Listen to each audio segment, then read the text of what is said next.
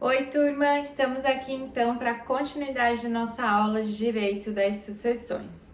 Na aula anterior, a gente terminou falando sobre a diferença entre espólio, inventariante e herança. Então, nós vimos que a herança é representada pelo espólio, que é representada pelo inventariante.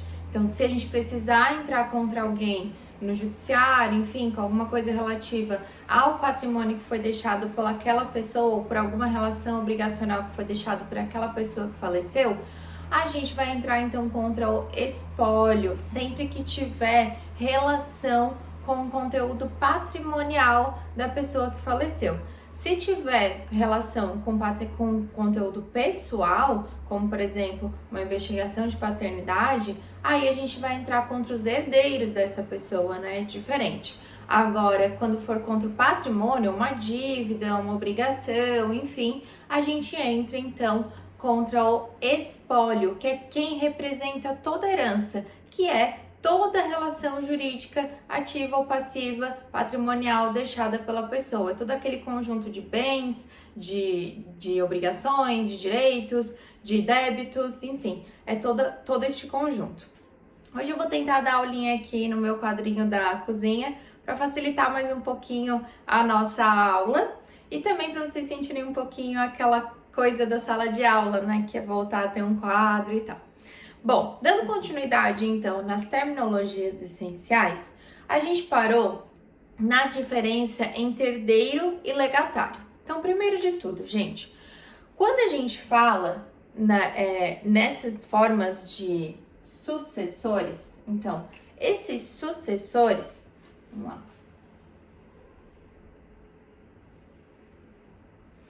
Quando a gente fala em sucessor, a gente diz que é alguém que vai suceder, alguém que vai adquirir a titularidade do patrimônio que foi transferido em substituição daquela pessoa que faleceu. Então, o sucessor é aquele que vai adquirir a titularidade daquela herança, daquele patrimônio. É a pessoa que vai substituir o falecido na propriedade daquele patrimônio, certo? Então, sucessor é o gênero, certo? Sucessor é o gênero. E aí, a gente tem algumas espécies de sucessores. Uma dessas espécies é o sucessor herdeiro. E a outra espécie é o sucessor legatário. Então, vamos lá.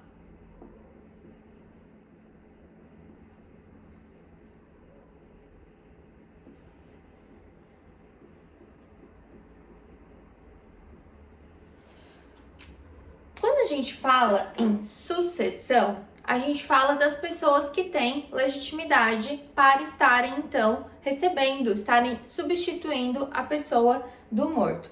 Para o direito civil, o sucessor, lá pela lei, em regra, tem que ser a pessoa já nascida ou a já concebida.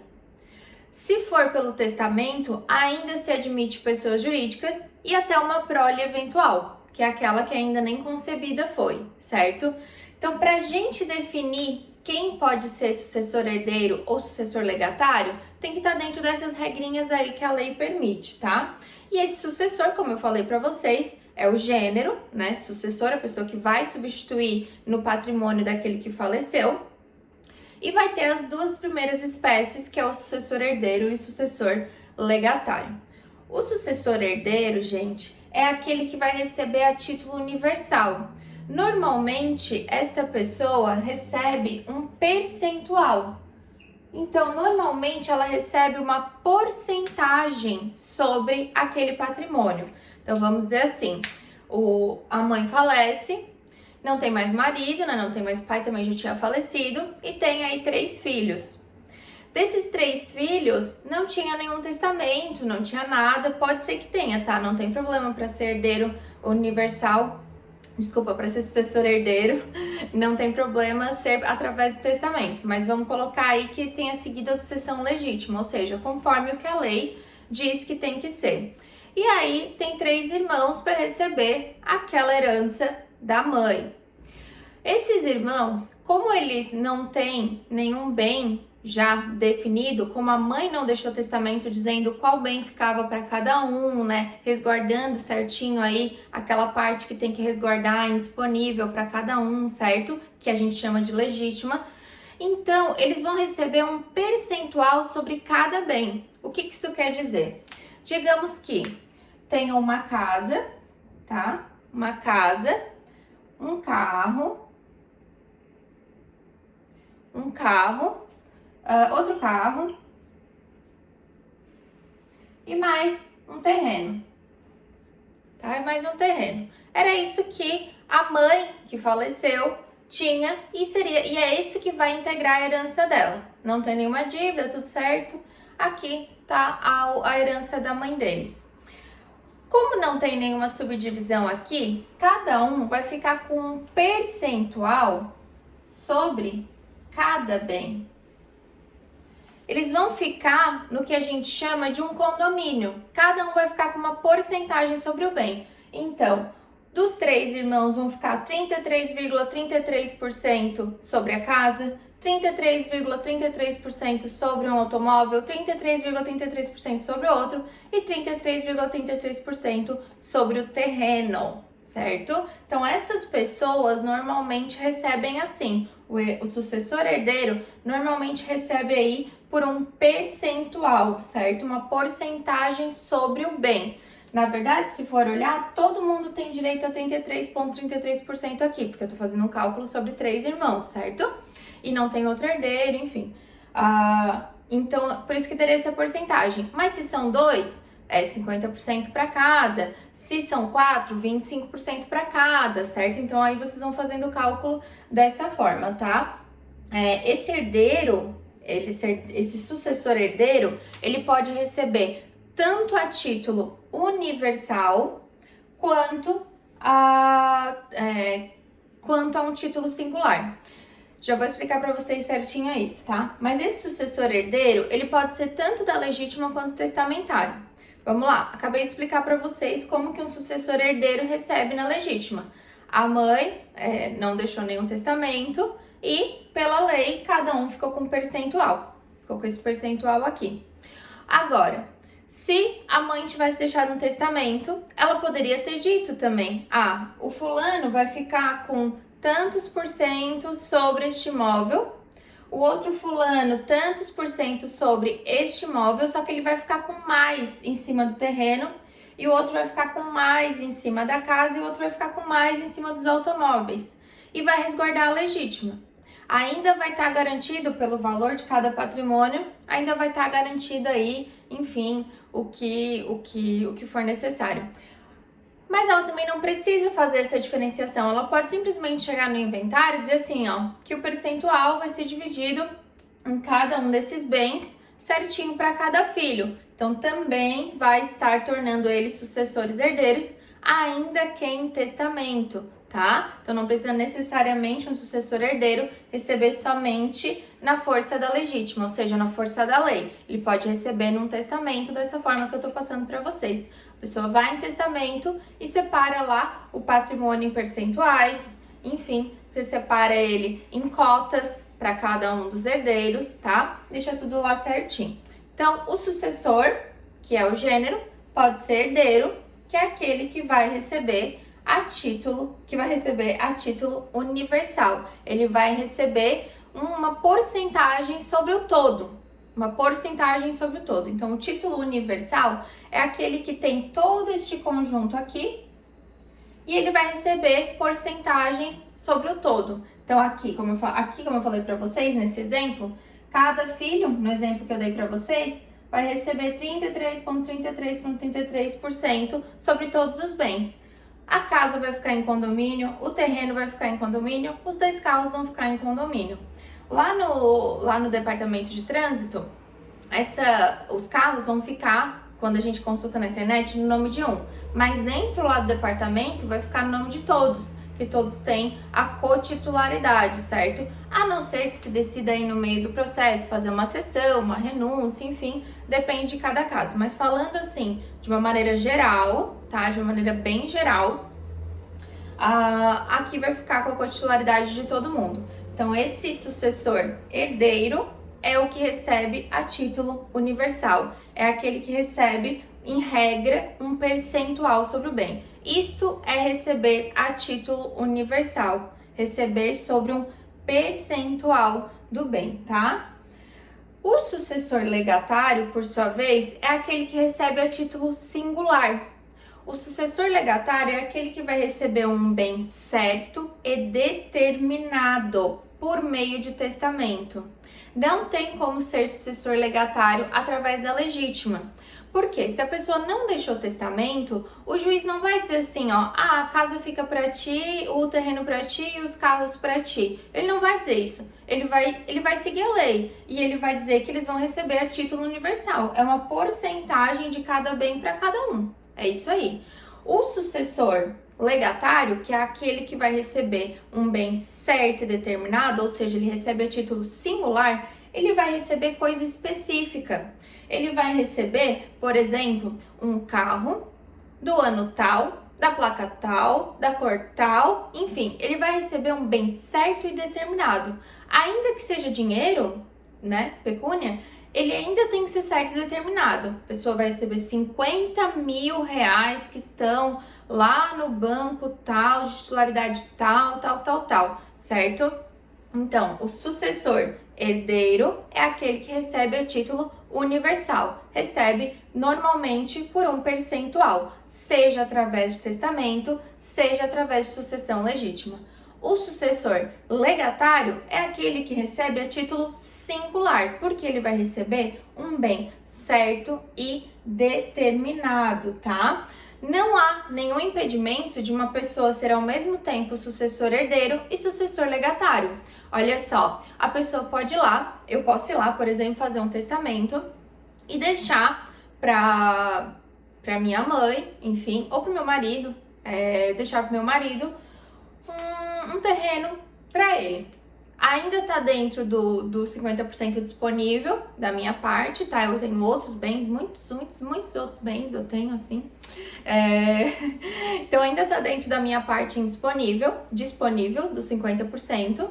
E eu vou lá e deixo esse terreno exclusivamente para ele. E eu faço testamento para destinar essa parte disponível, certo? E eu vou lá e deixo este bem para ele. Eu deixo um legado para o meu marido, que é o terreno. Quando eu abrir a sucessão, ou seja, no dia que eu falecer, o meu marido vai receber tanto como herdeiro, como um sucessor herdeiro, em porcentagem, porque ele é um herdeiro necessário meu, certo?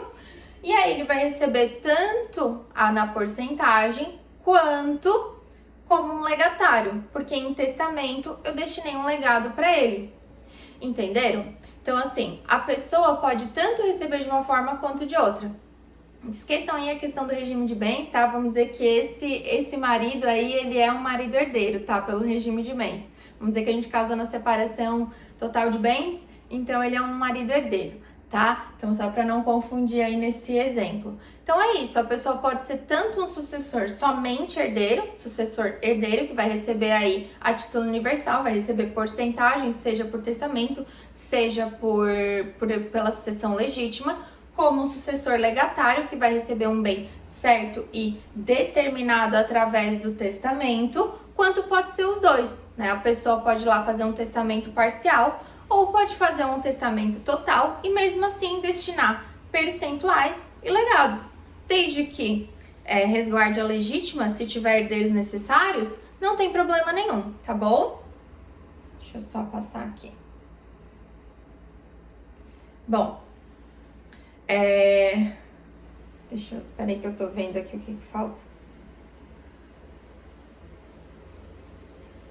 É isso mesmo. Bom, gente, e o legado então? Falamos do sucessor legatário, que é aquele que recebe um bem certo e determinado. O legado, gente, é o próprio bem certo e determinado. O legado é o próprio bem que vai ser destinado de maneira certa e determinada para o sucessor legatário, tá? Então, sempre tenham isso em mente, que o legado, ele precisa ser individualizado, ele precisa ser um bem determinado e individualizado, tá bom? O legado, ele não pode ser um bem não determinado, ou com alguma peculiaridade aí que não torne certo determinado. Por exemplo, a pessoa tem 2 carros e ela diz que vai deixar um carro. Tá, mas qual dos carros? Qual dos carros vai ficar aí para o sucessor legatário? Aí, infelizmente, o testamento não cumpriu com o que deveria cumprir, não tem todos os requisitos, tá? Ele tem que ser um bem certo e determinado. É o carro tal, da placa tal, é o dinheiro tal, da quantia tal, é o terreno tal, localizado em tal lugar, com tal metragem, enfim.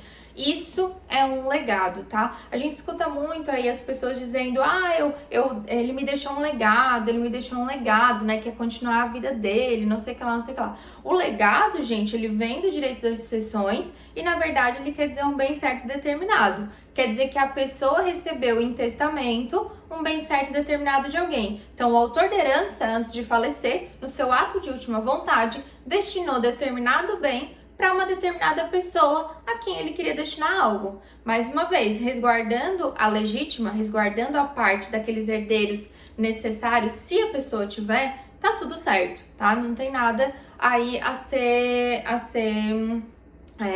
invalidado, tá? E assim, esse legado, ele pode ser deixado aí para quem a pessoa quiser, né? Desde que ele respeite a legítima, pode ser deixado para quem ele quiser. Um primo, um amigo, enfim, tem algumas pessoas que ficam aí restritas, depois a gente vai ver, mas em regra geral ele pode deixar para quem ele quiser. Esse legado, gente, que é esse bem certo e determinado, destinado ao sucessor legatário em testamento, ele pode ser um legado com encargos, tá? Ele pode ser um legado que vem aí com uma condição para a pessoa. O que isso quer dizer? Esse legado com encargos, então um legado aqui, ó, um legado com alguma coisa, né, com algo a mais, é quando o autor da herança, quando ele fez o testamento dele, ele foi lá e deixou para a pessoa um bem certo e determinado sob uma condição, que ela tenha que fazer algo. Por exemplo, eu deixo para ti 100 mil reais que estão na conta tal, etc., destinado dessa forma, blá, blá, blá, em pecúnia, desde que você cuide do meu pet, do meu cachorrinho. A pessoa não é obrigada a aceitar o encargo, tá? Ela não é obrigada a aceitar o encargo, mas não aceitando o encargo, ela não recebe o legado. O legado com encargos, ele impõe uma condição que tem que ser aceito ou não. Se a pessoa aceitar o encargo e não cumprir, se ela aceitar o legado e não cumprir com o encargo, ela vai poder estar vindo a perder este legado. Por exemplo, ela não tá cuidando ali direito do cachorrinho, matou o cachorrinho, né? Enfim, não queria cuidar desse cachorrinho. E o outro sucessor descobriu isso. Outro sucessor aí que recebia. Ele vai lá, né? Faz então uma ação devida para que esse seja constatado de fato que a pessoa não cumpriu com o encargo. E esse legado que foi deixado, esse bem certo determinado, volta para o monte e vai ser dividido com os demais sucessores, tá bom? Então, vamos lá. O legado, ele pode ser simples, simplesmente destina um bem certo determinado para alguém em testamento, como ele também pode ter um encargo. Então, ele pode ter aí uma condição estipulada em testamento, tem que ser tudo estipulado em testamento, tá, gente? Para que a pessoa receba este legado. Então, vamos lá. Se eu aceitar o legado, eu tenho que cumprir o encargo. Se eu recusar o encargo, eu não recebo o legado, tá bom? Bom, dentro dessa questão aqui dos herdeiros, né? A gente viu que o sucessor pode ser herdeiro ou legatário. Vamos lá.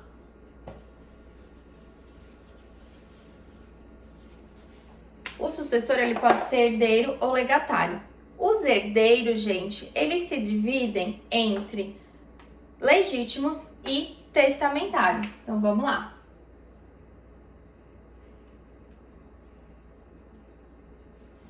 Os herdeiros, eles se dividem em legítimos e testamentários. Os herdeiros legítimos, gente, são aqueles que a lei diz que são os legitimados a suceder. Então, a própria lei civil diz assim, ó, vocês, caso não tenha testamento, ou caso vocês existam, né, a gente vai resguardar aí para vocês um percentual da herança. Esses são os herdeiros que a lei diz que são herdeiros. São os herdeiros que a lei acredita que seriam aí os próximos à pessoa. Então, os herdeiros legítimos são os descendentes, os ascendentes, o cônjuge ou companheiro e os colaterais de até quarto grau. Então, o que isso quer dizer? Que se a pessoa não deixou testamento, a sucessão dela vai ir para os herdeiros legítimos, que pode ser descendente, ascendente, cônjuge ou companheiro e colateral de até quarto grau, tá bom? Quinto grau recebe? Não, é até quarto grau, tá bom? Então, assim, esses herdeiros legítimos, vamos lá, é a lei que determinou. A lei que diz que essas pessoas são legitimadas a receber, são legitimadas a suceder o autor da herança. Esses herdeiros legítimos, gente, deixa eu trazer mais para cá o quadro para ficar um pouquinho mais fácil. Vamos lá. Os herdeiros, tem os legítimos e os testamentários. Os herdeiros legítimos, eles se dividem em herdeiros necessários e herdeiros facultativos, tá? Os herdeiros necessários são descendentes, ascendentes e cônjuge ou companheiro. Os herdeiros legítimos facultativos são os colaterais até quarto grau, certo? Sucessor, herdeiro, legítimo ou testamentário. Legítimo ainda se divide entre herdeiros necessários e herdeiros facultativos. Os necessários são os descendentes, os ascendentes, o cônjuge e o companheiro. Os facultativos são os colaterais de até quarto grau. Bom, os herdeiros legítimos necessários são aqueles que a gente vem falando que, caso eles existam, para eles vai ser resguardada a legítima. O que é a legítima? É aquela parte que fica indisponível, que se a pessoa tiver descendente, ascendente, cônjuge ou companheiro, ela não vai poder dispor em testamento, ela não vai poder dispor para outras pessoas que não essas aqui que são legítimas a receber, certo? Ela vai precisar resguardar nessa ordem aqui, ela vai precisar resguardar para essas pessoas a parte legítima, a parte indisponível, tá bom? Mais uma vez, herdeiros legítimos, necessários e facultativos. Necessários, descendente, ascendente, cônjuge ou companheiro, são necessários. A eles a gente tem que resguardar algo se eles existirem, que é a legítima, que é de no mínimo 50% do patrimônio disponível, no mínimo de 50%. Os herdeiros legítimos facultativos são os colaterais de até quarto grau. O que isso quer dizer? Quer dizer que se eu tiver somente herdeiros facultativos, ou seja, se eu não tiver descendente, ascendente, cônjuge ou companheiro, eu não preciso me preocupar com a legítima, porque a legítima é destinada somente aos herdeiros necessários, tá? A legítima é destinada somente aos herdeiros necessários. Aos herdeiros facultativos, não há obrigatoriedade de deixar nada. Então, se eu só tiver herdeiros facultativos, se eu só tiver colaterais, irmãos, sobrinhos, tios, eu posso ir lá em testamento e dispor de 100% do meu patrimônio para quem eu quiser, tá? O patrimônio é meu, eu faço o que eu quero. É isso aí, tá bom? Esses herdeiros facultativos até quarto grau, então, a gente tem que saber fazer o cálculozinho para chegar neles. Já vou ensinar vocês. E os herdeiros testamentários, então, gente, são aqueles que, ou instituídos também, tá? Herdeiros testamentários ou herdeiros instituídos, mas testamentários é o mais comum, são os herdeiros que são nomeados pelo autor da herança, são os herdeiros nomeados em testamento, são aqueles que são eleitos pelo autor da herança, são eleitos pelo ato de última vontade do autor da herança. Então, vamos lá. Esses aqui são nomeados pela lei. Se não tiver testamento, são nomeados pela lei. Esses aqui são nomeados pelo autor da herança. O autor da herança, tendo esses herdeiros aqui, ele vai precisar ou contemplar eles dentro da legítima no testamento, ou ele vai precisar de só falar daquilo que ele pode dispor. Então, mais uma vez, uma pessoa pode ser somente herdeira legítima, ou somente herdeira testamentária, ou pode ser os dois. Mais uma vez aquela situação, a pessoa foi lá em testamento, tratou da parte que ela poderia dispor e deixou o outro 50% para a lei dividir conforme a lei diz que tem que ser. Então, uma pessoa pode estar incluída tanto aqui quanto aqui.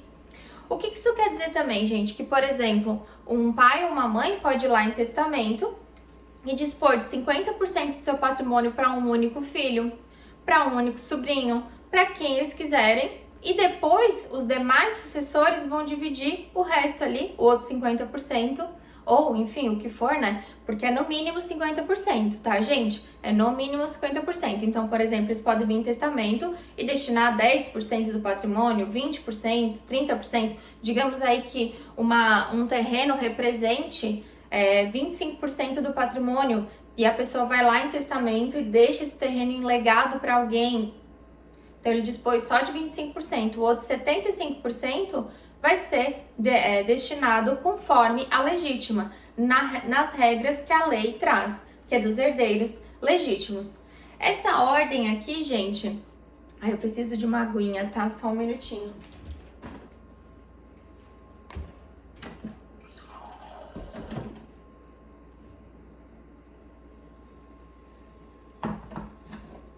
Essa ordem aqui, gente, descendente, ascendente, cônjuge ou companheiro, a gente chama de ordem de vocação hereditária. A ordem de vocação hereditária é a lei que determina, né? Porque tá dentro aqui dos herdeiros legítimos. Essa ordem de vocação hereditária, ela é excludente e prioritária, tá? Então, lá no artigo 1829 do Código Civil, diz assim, ó, que a sucessão legítima, então dos herdeiros legítimos, defere-se na ordem seguinte. Inciso 1º, aos descendentes em concorrência com o cônjuge sobrevivente, dependendo aí do regime de bens, tá? Então, dependendo do regime de bens. Segundo, os ascendentes em concorrência com o cônjuge sobrevivente. E não fala mais de regime de bens. Se não tiver descendente nem ascendente, tudo fica para o cônjuge ou companheiro. Se não tiver descendente, ascendente, cônjuge ou companheiro, tudo fica para os colaterais de até 4º grau. Isso, né? Estamos falando de uma situação sem testamento, tá bom? Dentro de uma sucessão que a pessoa aí só deixou conforme a lei determina.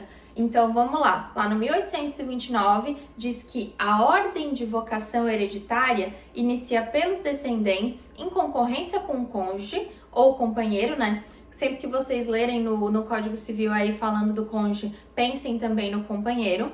Então, os descendentes em concorrência com o cônjuge. Então, se é uma lista, se é uma ordem, se é uma ordem de vocação hereditária excludente e prioritária, primeiro a gente vai para o inciso 1º. A gente só vai para o segundo se não tiver o pessoal do inciso 1º, tá? Então, assim, se tiver descendentes, o descendente é o sucessor, é o sucessor herdeiro que vai, de maneira legítima, receber, tá? Então, vamos lá. Tendo descendentes, o descendente está em primeiro lugar. Lista, ordem prioritária e excludente. Os demais caem. Então, o descendente vai concorrer com o cônjuge, porque é isso que o inciso diz, a depender do regime de bens. Então, se for na comunhão universal de bens, não vai concorrer. Se for na comunhão parcial de bens, vai concorrer nos bens particulares somente. Nos bens comuns, não concorre. Se for na separação obrigatória de bens, não concorre. Se for na separação convencional de bens, concorre, tá? E na participação final dos aquestos só vai concorrer nos bens particulares, nos bens comuns não. No regime misto, vai depender de como o cônjuge e o companheiro destinaram ali os bens ou a forma da sucessão, tá bom? Então, estão entendendo aí? Vamos lá. 1829, inciso 1º. Pessoa faleceu, né? O João da Silva faleceu e ele tinha esposa e 3 filhos, tá? Beleza, ele tem descendentes. Se ele tem descendentes, os ascendentes já não entram mais na linha sucessória dele, porque essa ordem de vocação hereditária, ela é excludente e prioritária, ok? Então vamos lá. O João faleceu e tinha 3 filhos e também uma esposa. Os descendentes estão na linha prioritária, eles vão receber. A esposa vai depender do regime de bens e de quais bens o João deixou. Se for na parcial, a gente tem que ver se tem bens comuns e bens particulares. Se for na universal, não vai herdar nada. Se for, porque vai mear tudo, né? Vai ter meação de tudo. Se for na separação convencional de bens, vai concorrer com os descendentes, tá? Porque tudo é bem particular. Então, é mais ou menos essa lógica. Então, João faleceu, ele tinha descendentes e uma companheira ou uma esposa, enfim, ou um companheiro ou um esposo. E aí, ele vai, então, essa vai ser a ordem de sucessão dele. João não deixou testamento, e essa aqui é a ordem. Se ele tivesse deixado testamento, ele ia ter que resguardar quem? Os descendentes em concorrência com o cônjuge ou companheiro, entenderam? Por quê? Porque a legítima, ela é destinada para esses herdeiros necessários.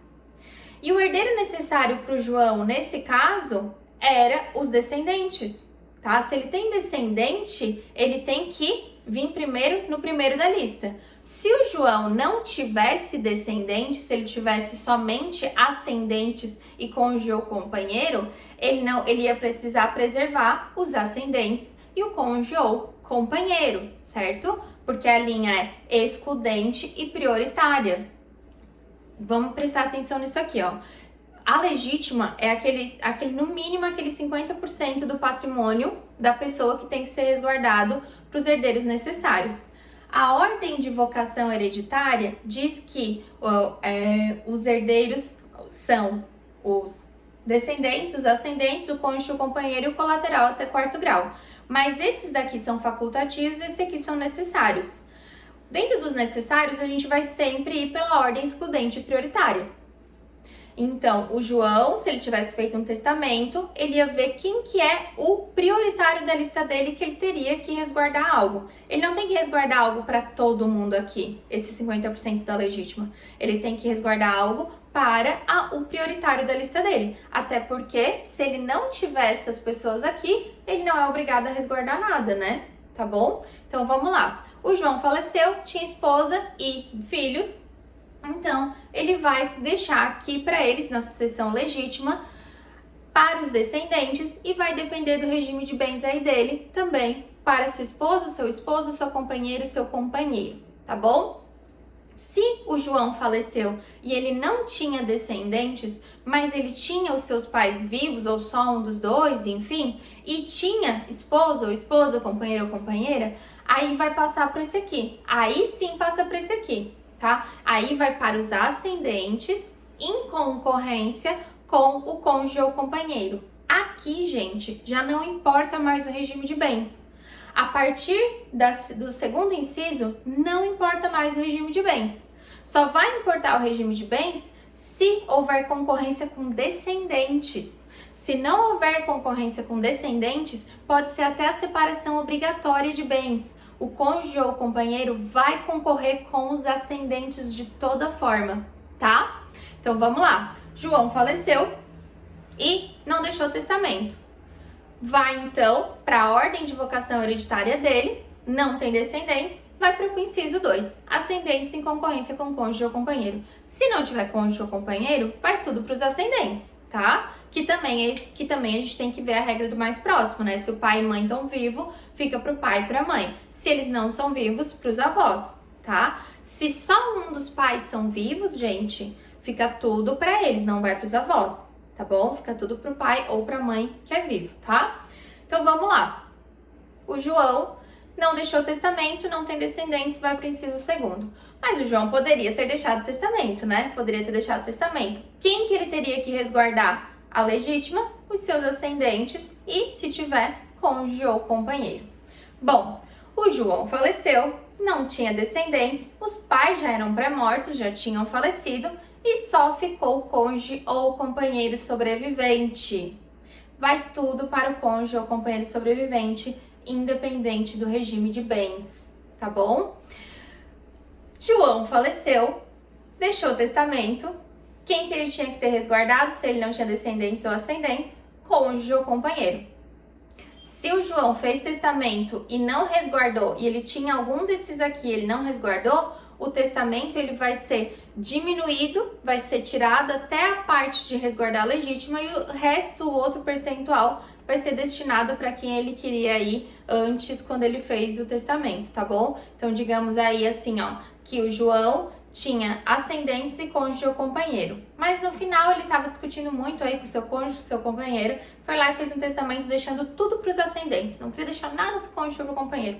Vai ser reduzido pro tanto da legítima, certo? Esse testamento vai ficar com a restrição só de 50% e o outro 50% vai para a herança legítima, vai para a sucessão legítima, desculpa, não herança legítima, sucessão legítima, que vai ter então 50% de concorrência entre ascendentes e cônjuge ou companheiro sobrevivente. Deu para entender? Aqui tá todo o patrimônio do João, tá? Ele foi lá e em testamento destinou tudo para os ascendentes dele. Mas ele tem cônjuge ou companheiro.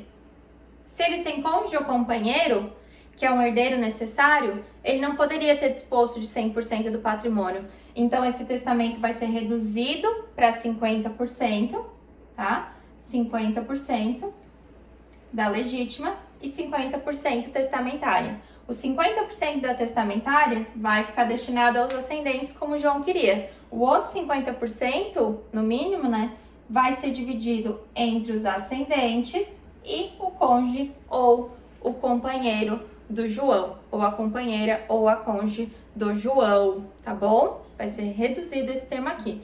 Mas se ele foi lá e fez tudo certinho, né, deixou 50% para os ascendentes e o resto para deixar em concorrência, ou já determinou que 50% é dos ascendentes e o outro 50%, o percentual bem certinho, 33,33% aqui para cada um, certo? Que a gente toma isso aqui como se fosse 100, né? E divide, então, na verdade, 50 dividido por 3, aí façam um cálculo para mim, tá? E aí vai ter, o João também poderia ter determinado isso em testamento, tá? Ele poderia ter feito isso também, ele não precisa só falar dos 50%, ele pode falar do todo. Bom, a lei então vai nomear quem é necessário e quem é facultativo, lá no 1829, tá? Deixa eu tomar uma aguinha. Necessário, como a gente viu, descendente, ascendente, cônjuge ou companheiro, sobrevivente ou supérstice, falei isso ontem pra vocês, né? E facultativos colaterais até 4º grau. Lembrem-se, a legítima só é resguardada aos necessários. Aos facultativos não há obrigação nenhuma de resguardar a legítima. Por que que eu friso isso? Porque olha só, esses herdeiros aqui são os herdeiros legítimos.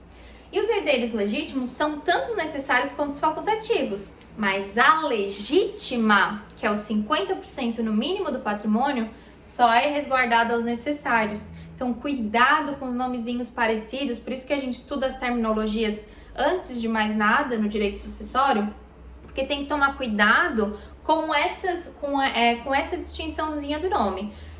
Os herdeiros colaterais, eles são herdeiros legítimos.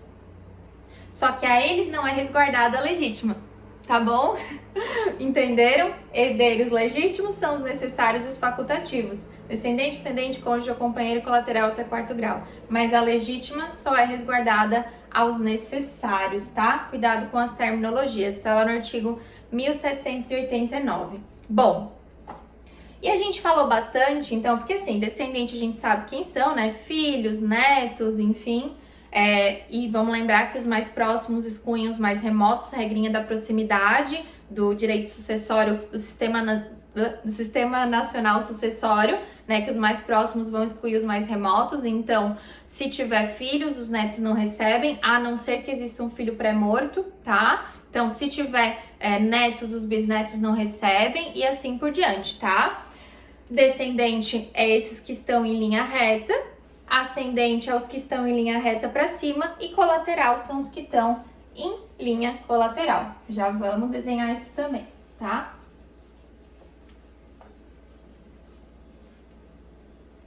Vamos lá, então. A gente tem aqui parentes que são em linha reta, tá? Para cima são os nossos ascendentes, para baixo são os nossos descendentes. Olha só, aqui tá eu, aqui tá nós, tá? Para baixo são os nossos descendentes, para cima os nossos ascendentes. Essa linha aqui, ó, essa linha reta de herdeiros necessários, ascendentes e descendentes, ela é infinita, tá, gente? Ela é infinita. Porque a lei, ela fala de descendentes em concorrência com cônjuge, ascendentes em concorrência com cônjuge, cônjuge e companheiro e colaterais de até quarto grau. Então, olha só, o legislador, ele só limitou o grau de parentesco para os colaterais.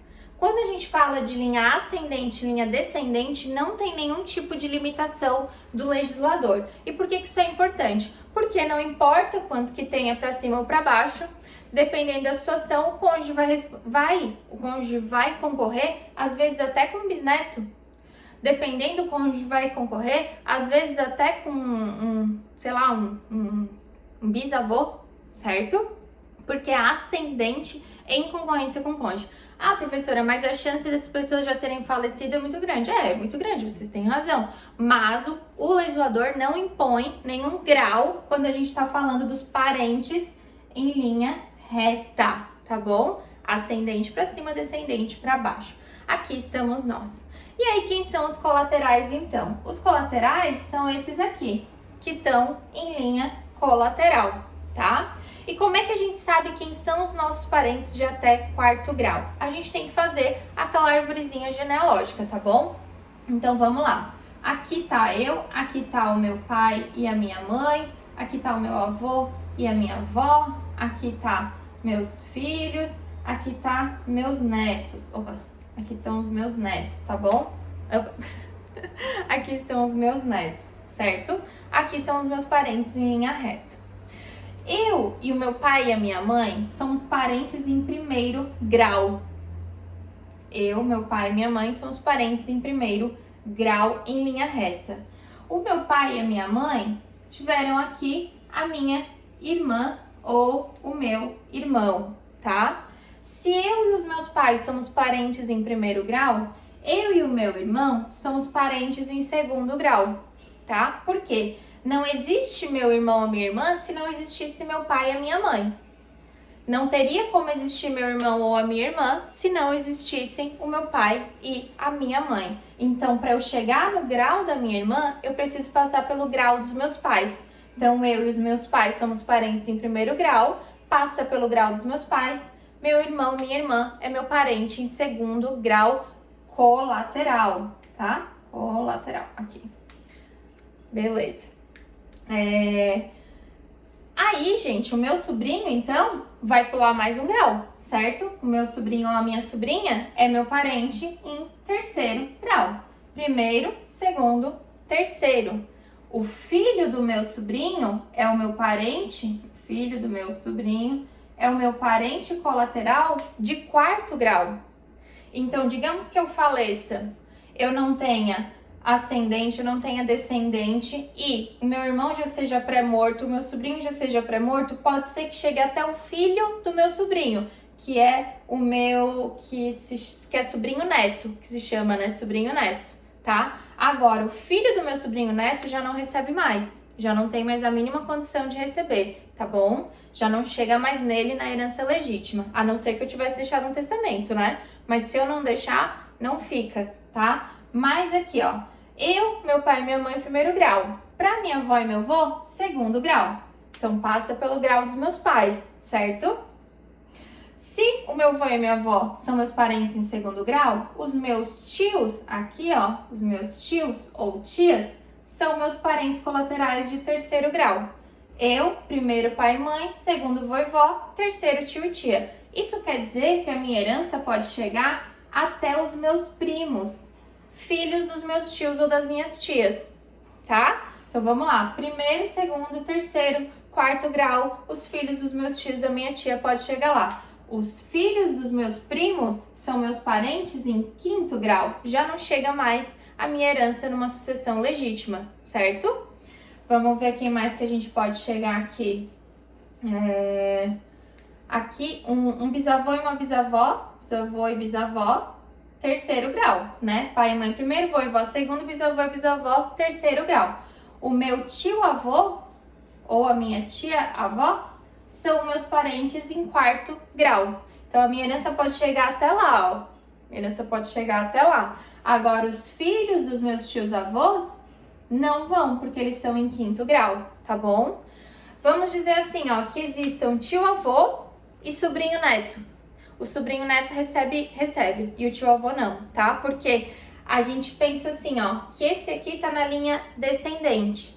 Apesar de não ser linha reta, ele ainda tá numa linha descendente. Esse aqui tá numa linha ascendente. A gente subentende que esse aqui vai viver mais, né? Então, a lei destina para este aqui. Pessoas que estão no mesmo grau de parentesco, no mesmo grau de parentesco colateral, vai ser ponderado se ele está mais para a linha ascendente ou mais para a linha descendente. Estando na linha descendente, vai ser o que vai receber, tá? Então, ó, se tiver um primo ou um sobrinho neto, vai pro sobrinho neto, tá? Então, olha só, não existe parente colateral de primeiro grau. Não existe, tá? Porque o primeiro grau sempre vai passar aqui pelo pai e a mãe, para depois a gente fazer o cálculo daqui para lá, tá bom? Deixa eu tomar mais uma aguinha aqui.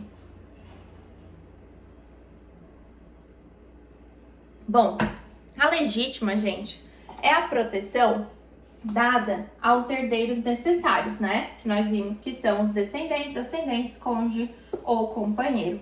A legítima só é resguardada aos herdeiros necessários. A legítima é a proteção de no mínimo 50% do patrimônio, da herança, para estes herdeiros. Então, havendo esses herdeiros, a gente precisa resguardar aí no mínimo 50% do patrimônio. Isso está lá no artigo 1846, tá? Em regra, então, gente, em regra, a lei civil resguarda para os herdeiros necessários sempre o direito de herança. Eles não vão receber a herança, os herdeiros necessários, somente em casos muito excepcionais, que é em caso de indignidade e deserdação, que são questões bem raras, tá? Acontece, mas são raras, tá bom? Então, em regra, essas pessoas vão receber, essas pessoas vão ser sucessoras, elas vão substituir a pessoa que faleceu no patrimônio. Em regra, elas vão ser. Elas só não vão ser se elas entrarem nos casos de indignidade e deserdação, que a gente vai estudar aí na próxima aula. Enfim, a gente ainda vai ver a indignidade e deserdação dentro da sucessão em geral, tá? Então, a regra geral é que descendente, ascendente, cônjuge ou companheiro vai receber. Mesmo que a pessoa não queira, que ela vá lá em testamento e deixe para outra pessoa, mesmo que ela não queira, ela vai receber. A gente vai reduzir a termo, vai reduzir aí o percentual desse testamento e vai resguardar a legítima sempre, tá? A não ser que essas pessoas, então, caiam nesses casos de indignidade ou deserdação. Até 2003, pessoal, o cônjuge, ele não era visto como um herdeiro necessário, tá? Foi o novo Código Civil que colocou o cônjuge como herdeiro necessário. Então, até 2002, cônjuge não era herdeiro necessário. O que isso quer dizer? Que se a pessoa não tinha descendente nem ascendente, ele ia lá e podia dispor de todo o patrimônio dele, ignorando a existência do cônjuge. Então, até 2003, que é até ontem, cônjuge não era herdeiro necessário. Passou a ser herdeiro necessário a partir de 2003, tá? O que isso pode trazer aí pra gente de modificação de consequência jurídica em caso de falecimento? Porque se a pessoa faleceu e ela faleceu antes de 2003, ela fez um testamento antes de 2003 e ela não contemplou o cônjuge, e ela faleceu depois, vai ter que ser reduzido a termo, tá? Porque a gente analisa a abertura da sucessão, a gente analisa a validade do testamento mesmo, né? Quando a pessoa de fato falece. Porque testamento é uma expectativa de direito. A pessoa só vai receber, aquele sucessor só vai receber se a pessoa de fato morrer e se aqueles bens ainda estiverem existentes, né? Então é uma expectativa de direito. Então isso traz aí consequências jurídicas. Até 2003, cônjuge não era herdeiro necessário, para ele não tinha que ser resguardado legítima, somente descendente e ascendente. Para os companheiros, gente, a situação é pior ainda, né? Porque os companheiros, eles tinham até 2017 uma diferença quando se falava em sucessão. Os companheiros ficavam atrás dos colaterais de até quarto grau. Então pensem vocês aí, né? Se eles não eram nem herdeiros necessários e ainda tinham que ficar, às vezes, concorrendo com colateral ou ficavam para trás dos colaterais. Então a pessoa que estava ali do teu lado a vida inteira ficava para trás se você não deixava uma herança garantindo algo para ela, testamento garantindo algo para ela, tá?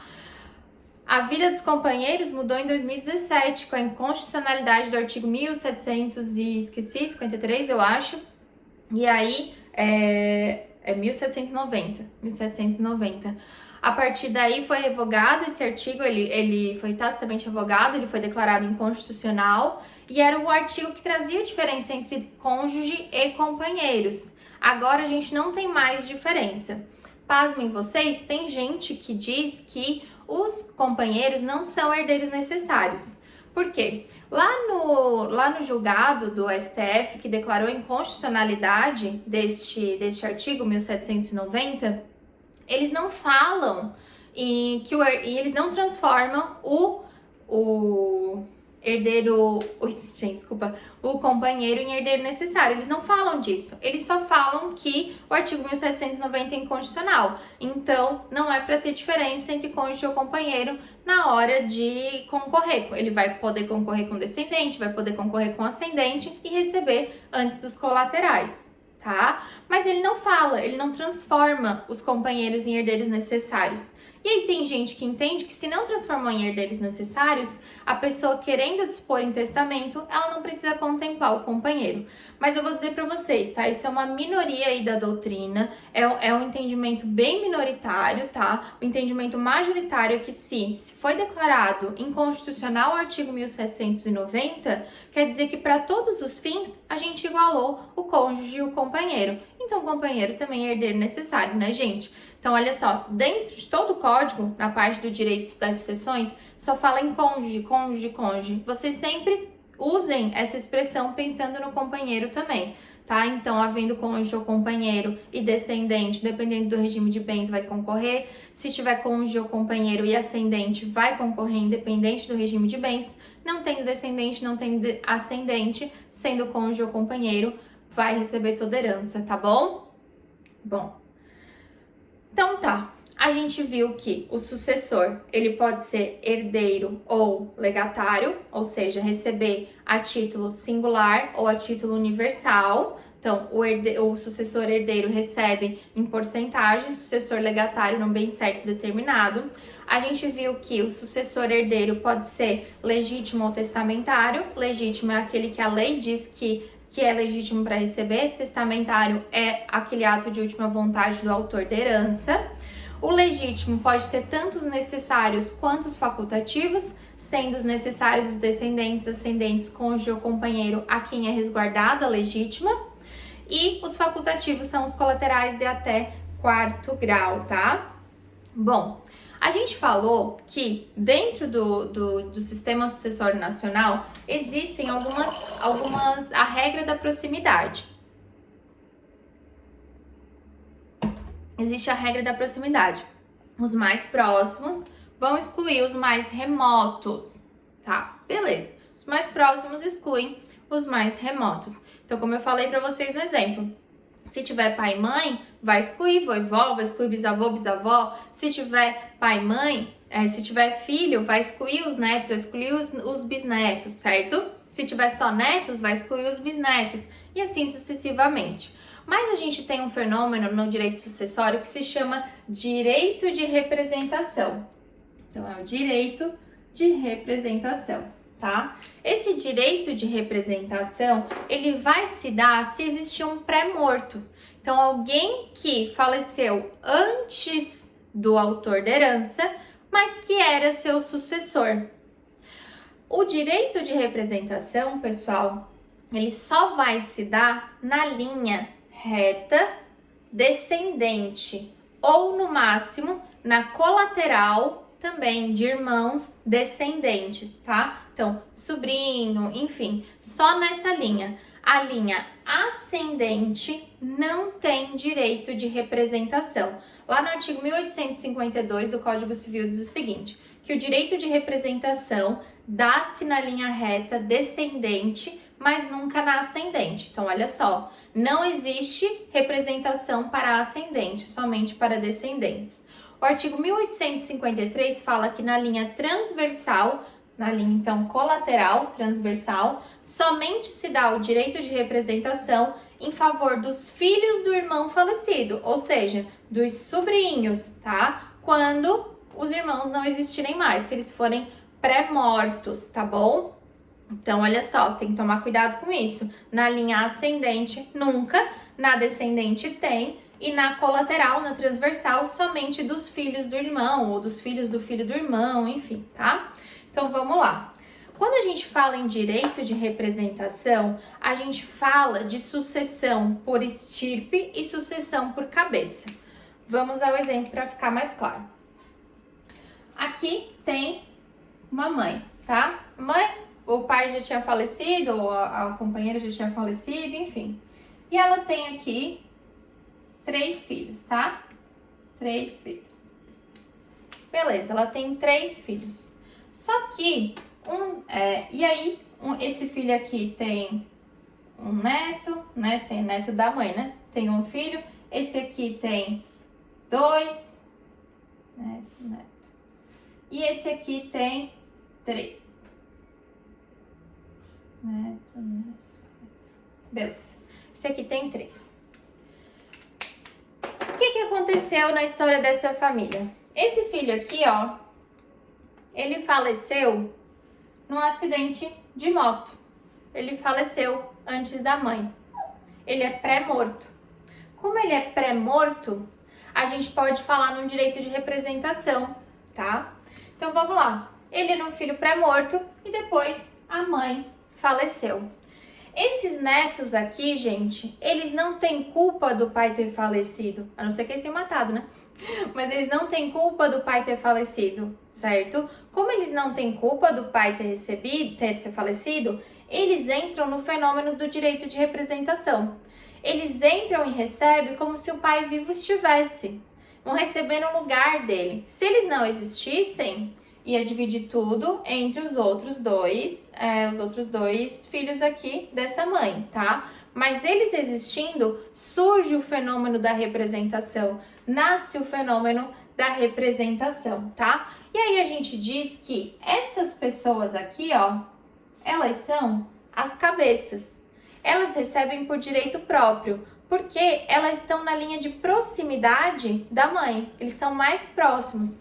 Então, eles recebem por cabeça, eles recebem por direito próprio. Esses daqui, ó, que vão entrar no lugar do pai pré-morto, eles vão receber por representação. Eles não vão receber por direito próprio. O direito próprio era do pai. Eles vão receber por substituição, eles vão substituir. Então, a gente diz que essas pessoas aqui recebem numa sucessão por estirpe, tá? Eles vão receber no lugar desse. O que vai acontecer? A herança aqui da mãe vai ser dividida por 3, então 33% aqui para cada um, tá? 33% para cada um. Opa. E esses aqui vão dividir, então, somente esse 33%. Eles não vão concorrer em igualdade aqui, ó. Não vai ficar 25, 25, 25, 25, certo? Porque o direito próprio aqui é por cabeça. O direito próprio é desses aqui. Esses aqui vão representar o pai pré-morto como se vivo estivesse. Se vivo ele estivesse, ele ia receber 33% em concorrência com os irmãos, certo? Com os demais filhos aqui dessa mãe. Agora, como eles estão recebendo por representação, eles vão entrar aqui como se ele estivesse vivo. Então, esse 33% vai ser dividido por 2. Eles vão receber 16 ponto, não sei o que lá, cada um deles, né? Eu acho que é isso mais ou menos que fica, né? Enfim, então vai ficar 33% para um tio, 33% para outro e 16 ponto, não sei o que lá, para esses netos aqui, tá bom? Eles vão receber por representação. Eles vão receber por estirpe, ó. Aqui é uma estirpe. A cabeça são eles, a estirpe são eles. Por que a gente diz que eles vão receber por estirpe? Porque eles não vão receber por direito próprio. Porque aqui é por direito próprio, aqui é por cabeça, aqui é por estirpe. Se eles recebessem por direito próprio, aí sim seria 25% para cada.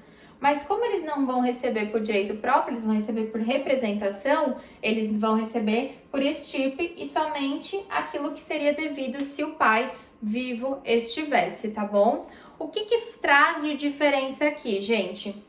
Traz de diferença aqui, se por um acaso, todos esses aqui sejam pré-mortos. Então aqui, ó, todos esses cabeças não existem mais. Então, a próxima linha sucessória, próxima à avó falecida, são os netos. Só que aqui eles são todos iguais. Eles estão na mesma linha. Eles são todos iguais. Não tem diferença. Aqui eles estão em linhas diferentes, certo? Aqui eles estão em linhas iguais. Estando em linhas iguais, aqui eles recebem por direito próprio. Então, se todo mundo aqui já tivesse falecido, aqui eles vão receber por direito próprio, já não é mais por representação, tá? Porque todos estão na mesma linha, todos estão na mesma proximidade juntos. Porque aqui eles não estão na mesma proximidade, né? Aqui tem uma estirpe para diferenciar. Aí aqui sim, a gente vai pegar os 100% dessa herança e dividir por 6. Que daí eu não sei quanto que dá, não me lembro de cabeça quanto que dá, tá bom? Bom, vamos para as últimas, eu sei que já deu aqui o horário da aula, mas vamos para os últimos dois termozinhos essenciais, as terminologias essenciais, para na aula que vem a gente começar na sucessão em geral. O penúltimo termozinho essencial é a comoriência, gente. O que acontece? Quando duas pessoas falecem ao mesmo tempo e a gente não consegue dizer quem que faleceu antes. Duas pessoas que têm a linha sucessória entre si, eles seriam sucessores em um do outro, mas a gente não consegue dizer quem faleceu antes. Então, num acidente de carro, que pais e filhos falecem juntos na mesma hora, todo mundo morre junto, não dá para dizer quem morreu antes. Ou aquela situação do marido da mulher, da mulher da mulher, do marido, do companheiro da companheira, que estão no acidente de carro ou num avião passeando e o avião cai, o carro bate, a moto bate, os dois falecem. Enfim, são pessoas que seriam sucessores um do outro e não só foi possível dizer quem faleceu antes. A comoriência está lá no artigo 8º do Código Civil, lá no início. Então, no Código Civil, vocês estudaram isso na parte geral do direito civil. E ela fala o seguinte: se 2 ou mais indivíduos que falecerem na mesma ocasião, né, não se podendo averiguar se um ou outro, né, quem faleceu antes, a gente diz que eles são comorientes. E aí, vai se presumir que eles são simultaneamente mortos. O que isso traz de consequência jurídica para o direito das sucessões? Peraí. Desculpa. O que isso traz de consequência jurídica para o direito das sucessões? Se a gente não consegue dizer quem morreu antes, a gente diz que os dois morreram ao mesmo tempo, não dá para saber quem que foi pré-morto e como é que vai ficar a linha sucessória. Olha só, pessoal, quando uma pessoa morre antes da outra, a cadeia sucessória pode se modificar completamente. Então, um filho que falece antes dos pais, uma esposa ou um esposo que falece antes dos seus próprios pais, muda toda a questão de possibilidade de recebimento de herança do outro cônjuge ou do outro companheiro, ou até dos filhos, enfim. Outro espirro. Tem muito sol aqui. Tô passando um calorão, inclusive. Então, assim, pode mudar toda a cadeia sucessória, dependendo de quem faleceu antes. E se a gente não sabe quem faleceu antes, a gente não consegue nem mostrar a cadeia sucessória. E aí, gente, o que a lei diz? Que vai se excluir a sucessão entre eles. Não vai ter sucessão entre eles. E isso pode prejudicar muita gente. E assim, ó, a gente tá pensando também como oriência só de gente que morre no mesmo local, né? Mas assim, ó, também já teve situação de, um filho sofreu um acidente, aí vai lá o pessoal da emergência, liga pra mãe e diz assim, teu filho tá muito mal, ele tá aqui assim, assim, assim, a gente tá levando ele pro hospital. A mãe... Oxi, desculpa, gente. A mãe passa mal e não consegue nem responder, desliga o telefone e falece. E nisso a pessoa lá faleceu também. Não dá pra saber quem faleceu antes. Não é possível saber quem faleceu antes. E isso muda toda a cadeia sucessória. Quando a gente não sabe quem morreu antes, quando existe a situação de comoriência, exclui-se a sucessão entre eles. Aí assim, né? O que acontece? Quando um avô morre junto com o pai e tal, ou a mãe que tem filhos, se acontece a comoriência, a gente acaba tirando dos netos o direito deles de receber aquilo que seria do avô. Tem um enunciado 610 do Conselho Federal de Justiça que ele diz que se a comoriência for de ascendente com descendente ou entre irmãos, a gente sempre vai presumir que vai continuar tendo o direito de representação se essa pessoa tiver filhos. Então, vamos lá. Um pai e uma mãe morrem com seu filho que já tem filhos. Tem comoriência, a gente não sabe quem faleceu antes, tá? E aí, em regra, se excluiria a sucessão entre eles. Então, os netos não teriam direito de receber aquilo que seria dos avós. E isso pode trazer consequências para a vida dessas pessoas, né? Esse enunciado do CFJ, do Conselho Federal de Justiça, ele diz que se for entre ascendente, descendente ou entre irmãos, vai poder ter o direito de representação. O que a gente presume disso? Que a gente sempre vai presumir que o ascendente morreu antes. Mas esse enunciado, gente, ele ainda não está completamente abraçado pela doutrina e pelos julgados. Então, assim, em regra, se as pessoas falecerem ao mesmo tempo, se elas forem comorientes, exclui a sucessão entre elas. E aí eu vou trazer uns exemplos para vocês. Por exemplo, tá aqui o casal, né? Eles faleceram juntos num acidente de carro. Esse daqui tinha filho de um outro relacionamento. Essa daqui tinha os seus pais, tá? Então aqui. Aqui tinha os seus pais, aqui não tinha mais, aqui tinha filho. Se não dá para saber quem que faleceu antes, esse daqui poderia ter direito ao que vem daqui, ou esses daqui poderia ter direito do que vem daqui, mas se a gente não sabe quem morreu antes, a gente quebra aqui, ó, a linha sucessória entre eles e nenhum nem outro vai receber direito de um ou de outro. Então aqui só vai receber o que era de fato dessa pessoa e aqui só vai receber de fato o que era dessa pessoa. Olha só, se este daqui faleceu na hora e essa daqui faleceu no hospital, a gente já sabe que esse aqui faleceu antes. Muda toda a linha sucessória. Por quê? Dependendo do regime de bens aqui, ó, vai concorrer com o filho. Então, olha como muda a situação dessa pessoa aqui. Se esse daqui tivesse morrido antes e esse daqui depois, dependendo da situação, poderia vir para essa pessoa aqui em concorrência com esse daqui. Entenderam? Então, assim, a gente não sabendo quem morreu antes muda toda a questão sucessória. A princípio, se encerra a linha aqui e um não recebe o que é do outro. Eles não vão ser sucessíveis entre si. Com relação aos descendentes e aos irmãos, esse enunciado aqui do Conselho Federal de Justiça tenta resguardar, mas ainda não está abraçado pela Justiça. Então, a regra geral é que quebra a linha sucessória. Então, é sempre muito importante a gente saber quem faleceu antes. E, por fim, para a gente encerrar as terminologias essenciais, quero falar para vocês do inventário e da partilha. O inventário e a partilha, gente, é o procedimento especial, o Código Civil transformou ele num procedimento especial, Código de Processo Civil, que ele é o procedimento adequado onde vai se efetivar a transmissão da herança. Quando a pessoa falece, quando abre a sucessão, a gente diz que desde logo se transferiu o patrimônio, certo?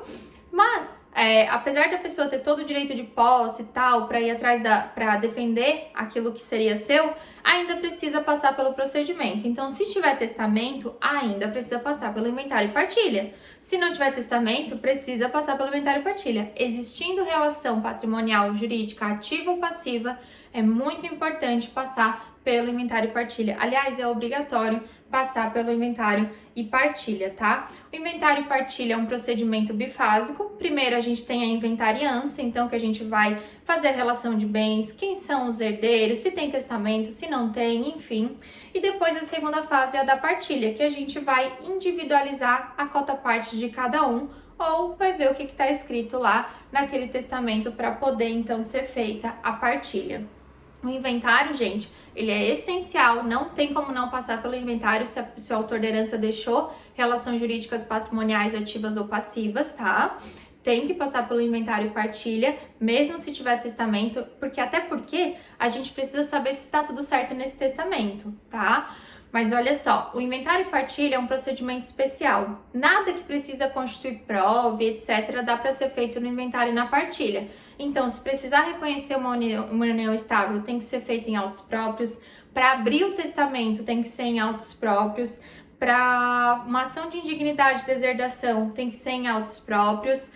Uma ação de reconhecimento de paternidade tem que ser em autos próprios, tá? Procedimento especial é para a inventariança e a partilha, para ver quem são, definir os herdeiros ali, tudo certinho, conforme a gente consegue, e fazer a partilha, tá? Enquanto isso, a gente, se por um acaso tiver uma investigação de paternidade, um reconhecimento aí de uma união estável, enfim, enquanto está sendo discutido isso em autos próprios, a gente resguarda a cota-parte daquela pessoa. Depois, se definir se é filho ou se não é, se é companheiro ou se não é, aquela parte está resguardada. Se não for, vai voltar para o monte e os demais sucessores vão partilhar, tá? O inventário ele pode ser tanto judicial quanto extrajudicial. Para ser extrajudicial, não pode ter pessoas incapazes ou com menos de 18 anos, né? Não pode ter, as pessoas têm que estar concordando com relação à partilha e não pode ter testamento.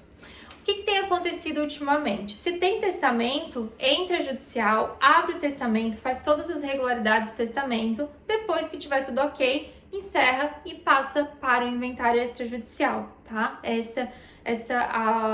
O que está sendo possível fazer quando se tem testamento, tá? Se não tem testamento, todo mundo está de acordo e não tem nenhum incapaz, pode fazer extrajudicial. Falei para vocês na aula de ontem que o inventário ele pode ser aberto a qualquer tempo. A diferença é que a partir de 2 meses começa a ter uma multa. E esse prazo de 2 meses é muito exíguo, né, gente? É muito pequenininho, porque assim, a pessoa morreu, em 2 meses tu ainda nem conseguiu entender que ela morreu, né? Muito triste, assim, Código Civil, o legislador foi um pouquinho frio nessa parte. Tem muito documento para pegar para fazer um inventário, então é bem complicado, assim. Mas o que ele quis resguardar? Ele quis tentar garantir que nenhum patrimônio ficasse sem regularização. Então, por isso que eles forçam aí essa etapazinha, tá bom? E é isso, gente. Terminamos as terminologias essenciais. Se ficar alguma dúvida, anotem. E no primeiro momento da aula de segunda-feira que vem, na nossa webconferência, vocês vão me perguntar e eu vou responder para vocês. Espero que tenham gostado da aula de hoje aqui no nosso quadrinho. E é isso. Semana que vem começamos a sucessão em geral. Um abraço.